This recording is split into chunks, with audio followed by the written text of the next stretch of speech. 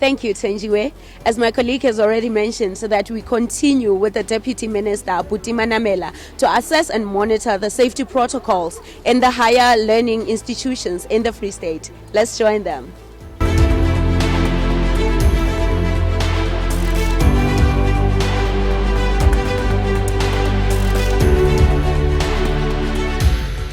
The department, there was an unfortunate mishap about a week ago on a rating that was corrected.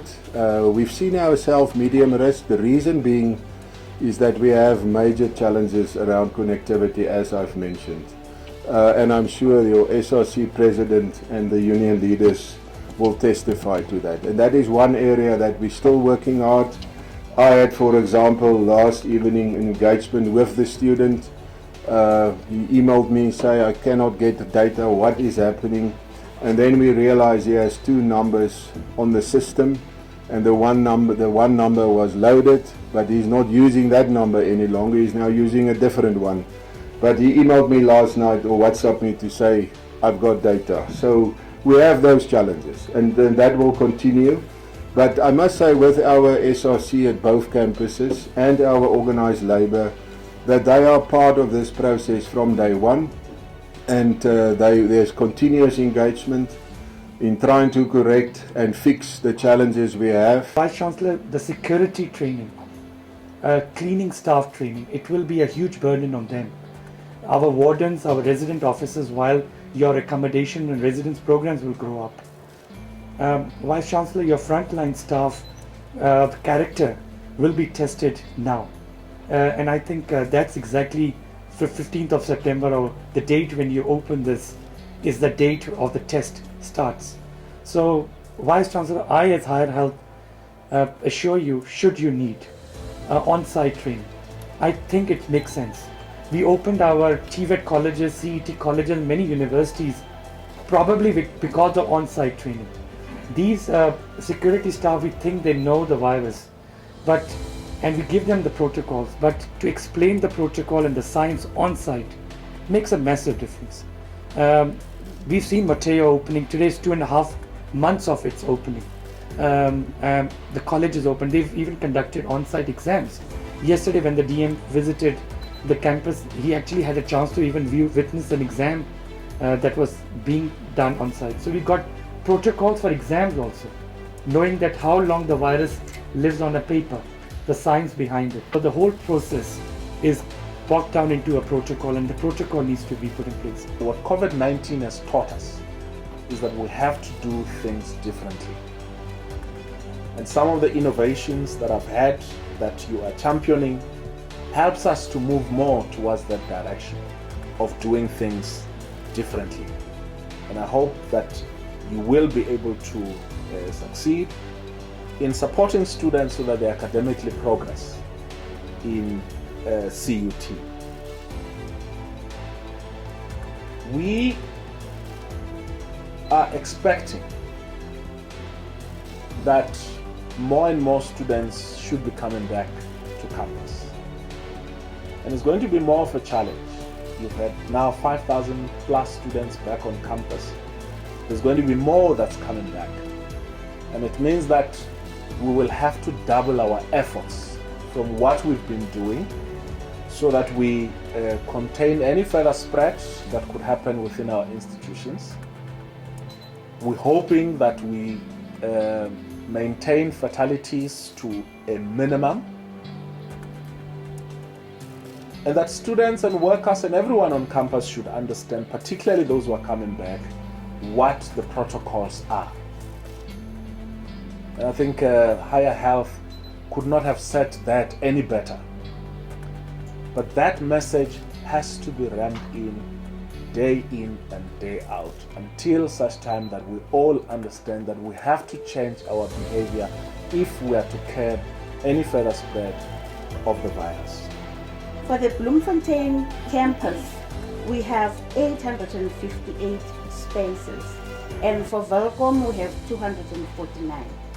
But currently, up till level 3, we are accommodating 261 students in Bloemfontein, so as to maintain our social distance.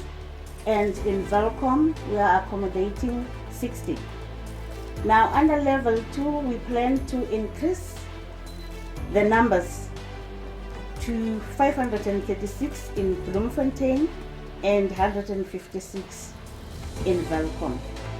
I won't say anything more about our residencies because part of the program is for our honorable guests to visit the residencies. So it is our hope that these small interventions are having a significant impact on the wellness of our students, and we are confident that no student will be left behind and all our students will be in a position to complete the year safely. I am quite content with the measures in place in terms of adhering to regulations and protocols to assist in killing the spread of the virus in the city. I have been part of the walkabouts and ensuring that there are sanitizing stations and students are receiving their masks and all that. And I'm happy with how the process has unfolded. Prof. Ngidi mentions that the student leadership was part of decisions that assist in ensuring that the students are not left behind. And we remain committed to that. We want to make sure that none of our students is disadvantaged, ending up in failure. And those who would fail would be the ones who did not do their part. I also want to assure Prof. Ngidi that our commitment to working with him and the team shall remain beyond this point.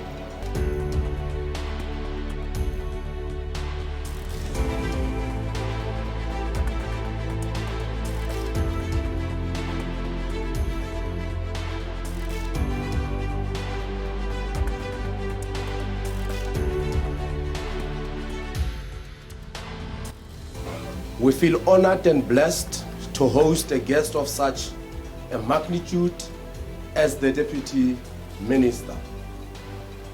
This is so because it is a first for us since our birth as an institution. We believe this visit is not going to be in vain, but it is going to enhance and strengthen our dream, our vision, which is to uplift and empower communities with relevant knowledge and skills. It gives me great pride. For me, it is, and for High Health, it's an inaugural moment. It is our first opportunity to be on the ground with the Community Education and Training College.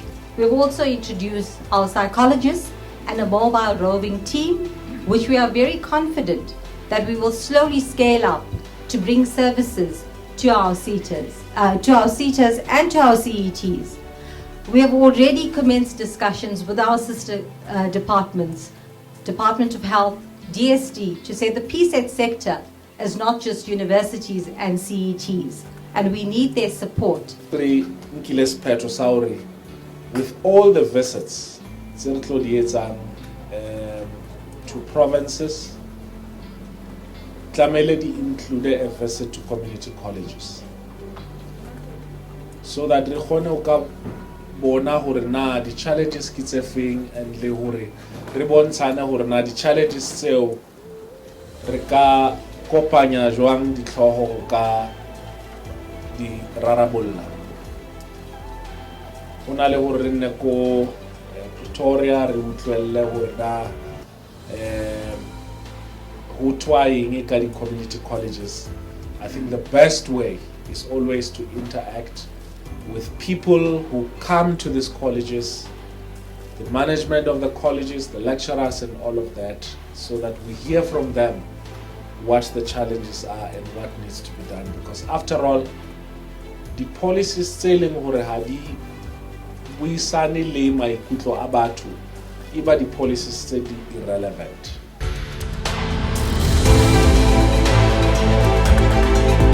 Today we had a visit from Deputy Minister of Higher Education, Science and Technology, Butima Namela. He was here to see how, as the college and also the Community Learning Center, is adhering to COVID-19 regulations, and also how we are saving the academic year.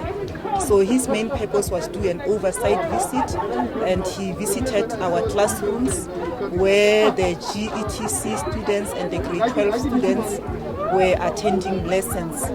So we have also used this opportunity to also present to him the achievement of the college and also some of the challenges we are facing as the community education and training colleges.